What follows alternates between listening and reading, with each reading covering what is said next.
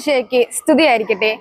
യേശുവിന്റെ വരവോടുകൂടെ, യേശുവിന്റെ മരണത്തോടുകൂടെ നമുക്ക് ലഭിച്ച അനുഗ്രഹങ്ങളിൽ ഏറ്റവും പ്രധാനപ്പെട്ട അനുഗ്രഹമാണ് അവിടുത്തെ ശരീരവും രക്തവും. പെസഹ തിരുനാളിൽ ഈശോ അപ്പവും വീഞ്ഞും എടുത്ത് ആശീർവദിച്ച് ശിഷ്യന്മാർക്ക് നൽകിക്കൊണ്ട് പറഞ്ഞു, ഇത് എന്റെ ശരീരമാകുന്നു, ഇതെന്റെ രക്തമാകുന്നു, നിങ്ങൾ ഇത് വാങ്ങി ഭക്ഷിക്കുവിൻ. പെസഹ തിരുനാളിൽ ഈശോ തന്റെ ശരീരവും രക്തവും നമുക്ക് അപ്പവും വീഞ്ഞുമായി നൽകി. ഈശോ ജനിച്ചതും നന്മകൾ ചെയ്ത് ചുറ്റി സഞ്ചരിച്ചതും രോഗികളെ സുഖപ്പെടുത്തിയതും ഒടുവിൽ കാൽവരിയിൽ സ്വയം ബലിയായി തീർന്നതും പരിശുദ്ധ കുർബാനയാകാൻ വേണ്ടിയാണ്. നമ്മുടെ എല്ലാവരുടെയും പാപങ്ങൾക്ക് പരിഹാരമായി ഈശോ സ്വയം ബലിയായി തീർന്നു. ഒരുപാട് വേദനകൾ സഹിച്ച് അവിടുന്ന് നമുക്ക് നൽകിയ അനുഗ്രഹമാണ്, സമ്മാനമാണ് പരിശുദ്ധ കുർബാന.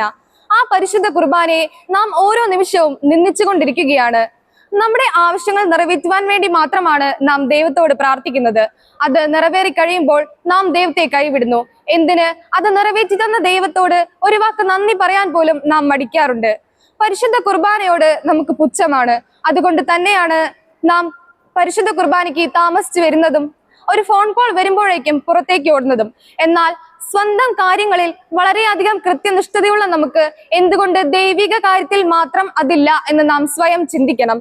ദുരിതങ്ങൾ വരുമ്പോൾ മാത്രം ദൈവത്തോട് പ്രാർത്ഥിക്കരുത്, എപ്പോഴും ദൈവത്തോട് പ്രാർത്ഥിക്കണം.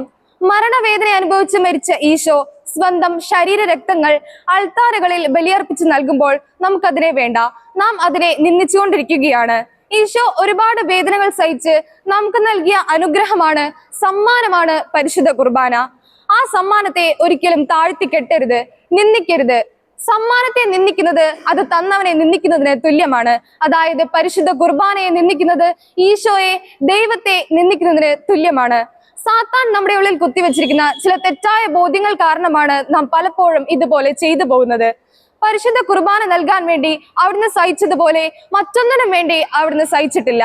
അതിനാൽ നാം പരിശുദ്ധ കുർബാനയിൽ ഭയഭക്തിപൂർവ്വം പങ്കുചേരണം. അപ്പോൾ നമുക്കതിന്റെ മഹത്വം മനസ്സിലാക്കാൻ സാധിക്കും, പ്രാധാന്യം മനസ്സിലാക്കാൻ സാധിക്കും.